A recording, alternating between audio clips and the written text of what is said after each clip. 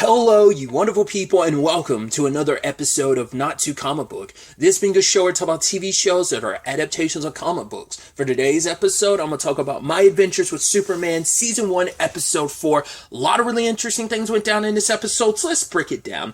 So, picking up after last episode where Lois is like, oh, Superman, he's a liar. Now we kind of get into it a little bit more because she doesn't believe everything about Superman. It's like, I don't believe your motivations because, for one, you told me next to nothing about you and I can't really report on that. But also, like, she's very distrusting of someone who hides so much. But Clark's like, yeah, but maybe he's a good guy who just wants to use his powers for good. She's like, yeah, if you had powers, Clark, that's what you would do. But, I mean, we don't know anything about this Superman, which I think it's so interesting how distrustful she is of him.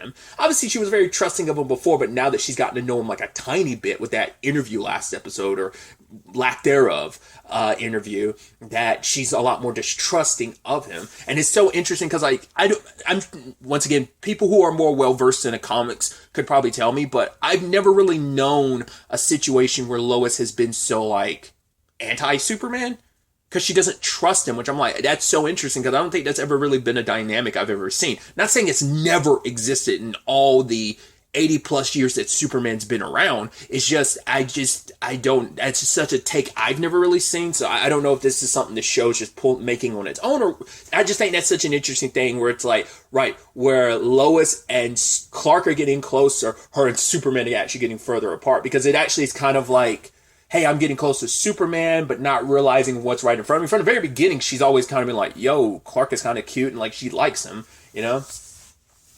That was already kind of a thing, and I think Superman and Lois leans into that dynamic of, well, you know, they spent enough time together that, but like, it was already kind of something there, but, you know, it's a very like anime approach of like, oh, it's kind of like, will they, won't they type of situation. I mean, to be fair, that's a lot of, like, romantic dynamics in a lot of media, but obviously it's, like, really prevalent in, like, an anime aesthetic and stuff. But either way, Perry is actually giving them their first, like, official journalism job, where they are going to a Mazotech, and they're covering, like, Professor, like, Ivo's, like, because he's like, oh, the eligible bachelor and stuff like that, which I think is, looking the tiniest bit into the character, I don't know if he's ever really been that. It feels like they're kind of giving him like this very Gen Z-ish spin to his character, where he's just kind of like, hey, I'm the cool guy, but it's like I think maybe he's more the dorky scientist guy. There is a version of the character apparently that was in Arrow that I didn't remember. Apparently it was in season 2, so I don't really remember like Dylan Neal's portrayal of the character, so having done like a little bit of research, so I don't remember that version that well. But it's interesting because the way they set up Ivo in this was really interesting, because technically he's two separate DC characters. Professor Ivo is a character from the comics, but also it's Parasite, but they're not the same character. In fact, like, multiple people have become Parasite in the comics. In fact, those multiple people have actually made appearances in, like, because I was wondering why he looked so familiar. Like, I mean, obviously they kind of gave him a very, like, Evangelion design in this, because it was almost like a suit of armor. But in the, I was looking into it, a version of it popped up in Supergirl, and I was like, yes, I think I remember, because I saw a live action picture, and I was like, what is that from? And I think it's from Supergirl. I remember, like, oh, absorbing energy and stuff. I didn't also realize that Allie, she was kind of the main antagonist, well, not kind of, was the main antagonist of season 2 of Superman and Lois. She's a variation of that, because now in retrospect, it's like, right, she absorbed energy like Parasite does, but like I said, it was like a very, very different variation on that character. But yeah, power set wise, it was kind of meant to be similar. So I was like, that's interesting. But the other version I was familiar with, I looked at the design. It's the one from the animated series, the Superman animated series, as well as like the Justice League stuff. I'd seen the character from before, so I knew the name Parasite sounded slightly familiar, but I wasn't sure. But I think probably Supergirl is probably the one I remember the most vividly, but also the one from like the animated series as well. But tangents and all that aside, like those two being separate characters is so interesting. Basically, they do that sometimes where they'll combine two different characters, but I like that because it's like, right, Professor Ivo's out here in this universe, but also we don't know if the parasite suit was like, I mean, it was messed up, but someone could still apply that to themselves later on and become the parasite of this universe. So who might typically become parasite in the comics could end up traditionally becoming the character in this series as well. But either way, I kind of ended up jumping way ahead. But obviously this was a big opportunity that Perry presented to them. It's just right. You were meant to just... Cats do an article. They were supposed to kind of do, I guess, mainly like the legwork. Like they're the ones asking Cats questions, but Lois is like, no, I'm not about to do that. This is an opportunity for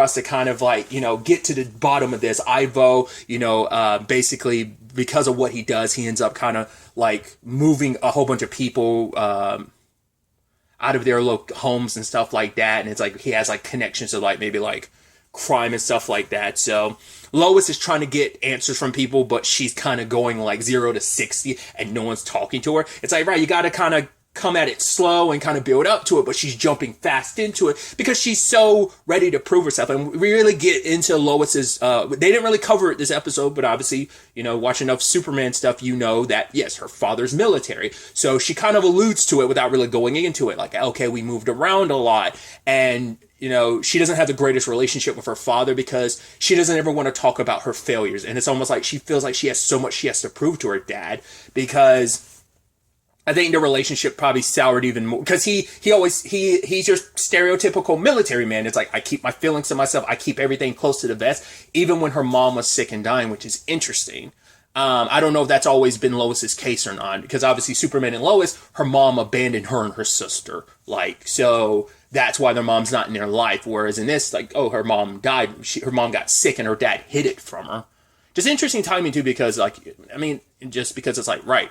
If you don't know the story about season 3 of Superman and Lois is sick. So it's just kind of an interesting parallel. I'm overthinking it, but I just thought that was interesting. But it's like, yeah, it put a strain on their relationship. There's something else I was watching when someone kind of hid, like, oh no, your mom was actually sick and I kind of hid from you the truth. I don't remember what it was now off the top of my head. Didn't have to necessarily be something like recent, but there's there's something else that did that, and I just can't place it off the top of my head. But for her, she feels like she has to prove herself to her dad, and it's like, right, I've been an intern for a year, and I haven't accomplished anything, so why would I she kind of feels like a failure. That's why she's trying so hard, because she feels like, to really get my father's attention at all, I really need to prove myself, and that's why she's going above and beyond. That's why she has to, bust the store. That's why she's so steadfast about it, because I've been an intern for a year. I came into this wanting to be a reporter, a journalist, and I can't do that. And so she needs that big break. She keeps hoping that each new story is going to be her big break, but it isn't. So that's why she kind of goes so hard into pain. And I feel so bad for Jimmy. They kind of set Jimmy up to be this third wheel, which I guess in their dynamic he kind of is. But it's like, yeah, we're like 3 best friends hanging out, whereas Lois and Clark kind of saw it as, hey, potentially this could be a date. But Jimmy's kind of the third wheel, constantly getting left behind in the episode. He went to go get some food, came back, they were gone.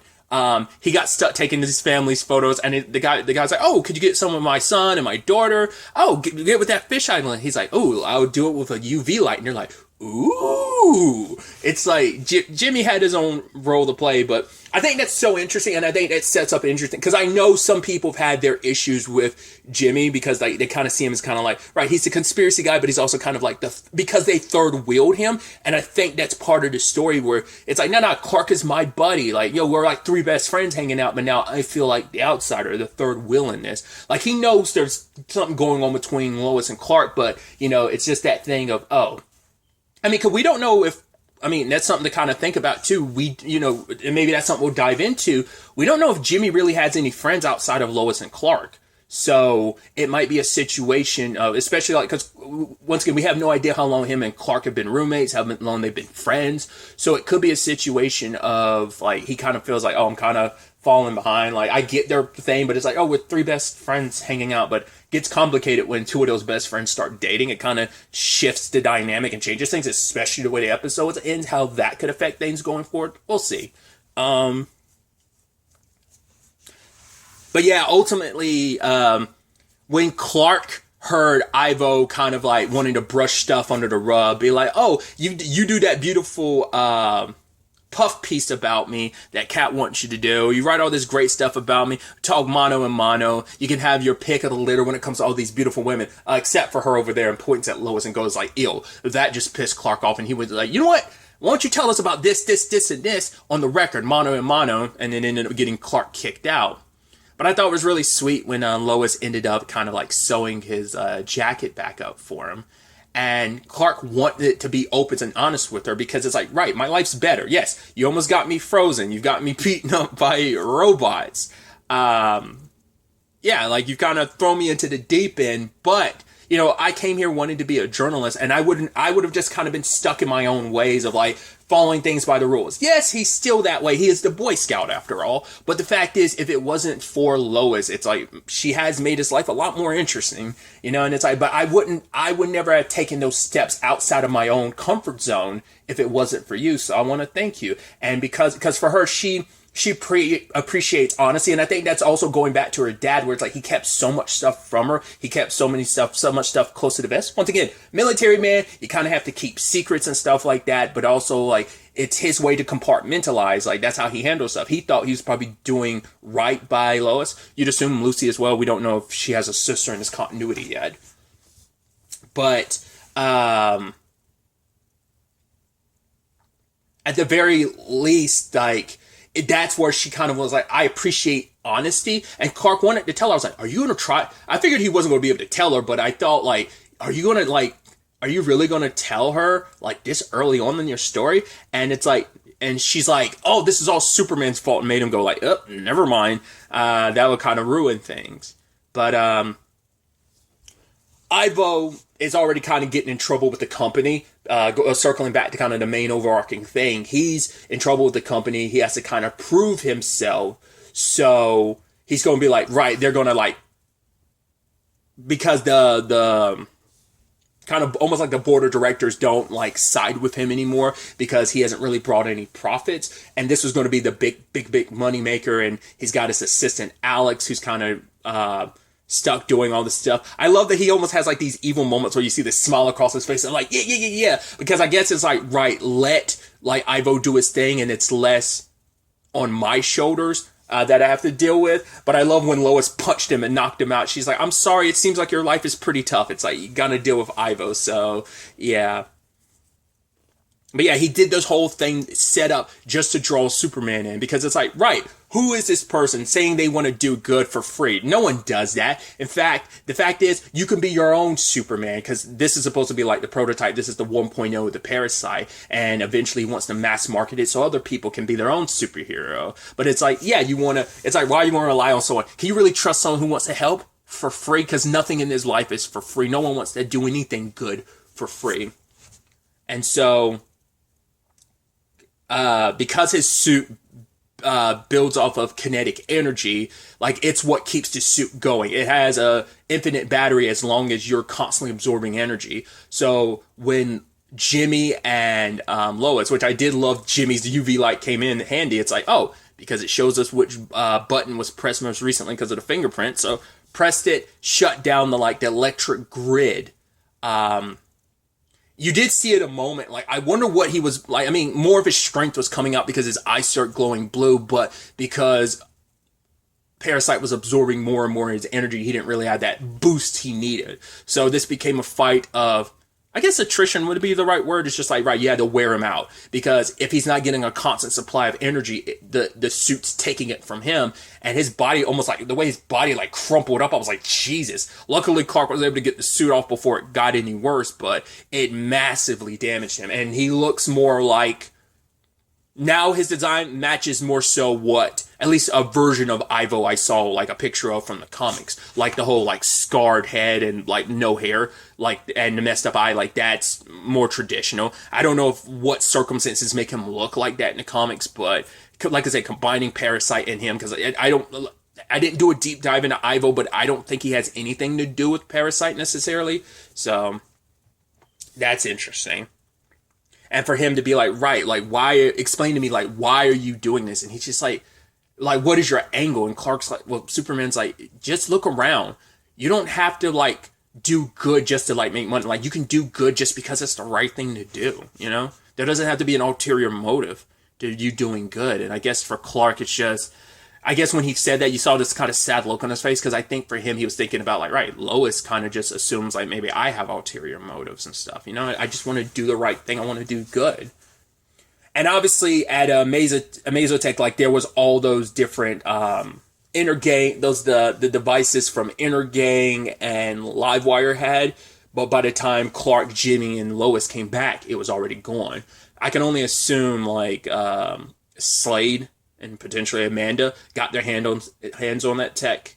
So, I mean, they've kind of swooped in every situation. I'm almost curious if you go back through this episode. It might be a little detail of, like, maybe you'll see someone that looks like Slade there. Probably not. It's just one of those things I'm curious about. But it might be one of those things later on you find out he actually was at the party, you just didn't see him type of thing. But this whole situation finally did bring Clark and Lois closer together, which I thought was sweet. Because for her, it's like, right, it's kind of nice to see you be as obsessed over a story as I am, of, like, that reporter, that journalist in you coming out in that regard. And, this is almost kind of like a first date. It's like, yeah, where do you land on that? And they walk away together. Like I said, that kind of sadly puts Jimmy in that third wheel area. But when writing up the story, Lois ends up picking up some of the magazines, the tabloids that Jimmy got for her. It's like, right, no one has any information on Superman or where he comes from and all that on the internet, so we're going to have to go to the tabloids where they write whatever they want to, especially Jimmy being the conspiracy person he is. Of course, he's going to be, like, tapped into that side of things.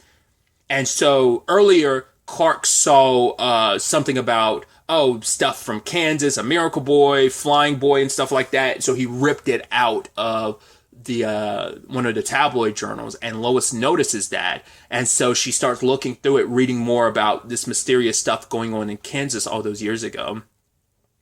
It says specifically, like, 15. So I guess, it would put Clark probably in his mid-20s at this point in time. And Clark, I guess he was so distracted, he forgot to throw the paper that he had ripped out away. Like, the moment Lois had the jacket on, I was like, there's no way he left that in his pocket, did he? And he did, with everything going on. And she pulls it out, and because she takes everything off the board and starts from scratch. It starts connecting the dots between the Kansas stuff and, and Smallville, because you can't forget about that. And then all the Superman stuff here in Metropolis. And looking back on it, everything that's happened, Clark being actually relatively strong, because it's like, oh yeah, this jacket he has, he said, it was from my chess club days. He's like, I never actually played sports. And there was like a moment of pause of like, oh, because I think even she was on like, really? As big as you are, you never played sports. Which is interesting because obviously like he, some continuities push the fact is that obviously during his Smallville years, he would like, push for that. But it's like, so he never, interesting to know, because he's such a Boy Scout. In this continuity, it seems like he never went against his father's wishes. Maybe he just never had any desire for it in this continuity. Or maybe it's just like his parents are like, you shouldn't do that because of your powers. And he's like, no, I understand. I don't want to hurt anybody. So, I mean, we know he had such a traumatic situation with the ship and Jor-El as a kid that it kind of terrified him and not wanting anything to really deep dive into his powers. So it kind of makes sense why he probably wouldn't put himself in a situation where I don't want to be scary. I just want to be as normal as possible. And if that means I putting myself in a situation where I can't properly control my powers, so... Because he's never done any proper training until now of like really flexing his powers, learning how to properly control them is only something he's really getting on now because he's learning more about himself. He's connecting more of his Kryptonian history, which he never had really done before in all these years. But either way, I like that Lois starts piecing it together because I was curious, like, because I don't know how it always works out in the comics, because I'm sure some versions it's Clark telling Lois, other versions it's Lois kind of finding out on her own. Like in Smallville, she semi found out on her own. I can't remember if Zod told her. Well, I know I think she got told and then she saw it for herself, but she kept it quiet. This continuity, I think, is going to be a thing of Clark is going to, well, it might be similar in this, where it's like she'll wait for Clark to tell her. Well, like she's going to try and piece it together these next couple of episodes, but I think Clark's going to hide it so well, she won't be able to prove it. And then she'll be like, right, I'm so crazy. Why would I think that Clark and Superman are the same? Because that can lead to issues, because for her, it's like, oh, Superman's a liar. She doesn't like being lied to, and Clark lied to her regardless of what it is. So, granted, he was telling you as much the truth as possible, because he really doesn't know much about his upbringing, his circumstances of where he comes from and where how his powers work. But at least at this point in time, he doesn't. So, but it's still a thing of Clark lied about who he was. But for her to piece it together, because I know people always have that issue of like, once again, and I've talked about this, I even made a short about it recently, taking from that conversation of, I was one of those people too of like, why is it you can't tell that Clark Kent and Superman are the same person? Just because like, oh, he just takes off his glasses or whatever. It's like, it's because once again, it's more than just putting on glasses. It's about putting on a whole persona of like, oh, I'm bumbling. I'm meant to not stand out. I'm not meant to be extraordinary in any shape or form. I'm meant to blend into the background. I'm supposed to seem so like, whoa, clumsy and goofy that you never think someone like me is capable of being Superman. It's more than just the glasses. The glasses is a physical representation of so much more about his demeanor, his behavior that changes because it's, as Clark Kent, he becomes less confident, more like, rather than I'm standing tall, and confident. So that's kind of the delineation. So I know for people, they still have that. And I don't know if James Gunn's going to go with that approach, but we'll see. It's a core aspect of kind of what is Clark Kent versus Superman. So we'll see how this plays out. I'm curious. I wasn't, for Lois to find out like this early on in the show. I mean, at least on the cusp of figuring out. Like, I'm sure by the end of next episode, she'd be like, there's no way. It'd be interesting if Lois thinks like there's no way, but Jimmy's the one that actually goes, wait, no, Clark, you are Superman. And it ends up being that thing of, oh, now they know, and he just wants to have the time to tell Lois himself, and so that Jimmy kind of works with him and covers for him in that regard. I don't know. It's going to be interesting to see the approach they take with that situation, especially on Lois finding out now on the cusp of them becoming an item, potentially, them kind of pseudo on the verge of dating, so how that comes in conflict and contrast with each other is going to be interesting to see. But I'm excited to see where the next episode ultimately ends up taking us going forward with all of this. But really, that's all I wanted to talk about. Until the next time we meet, be happy, be safe, live life to the fullest, and enjoy it. Good day and goodbye.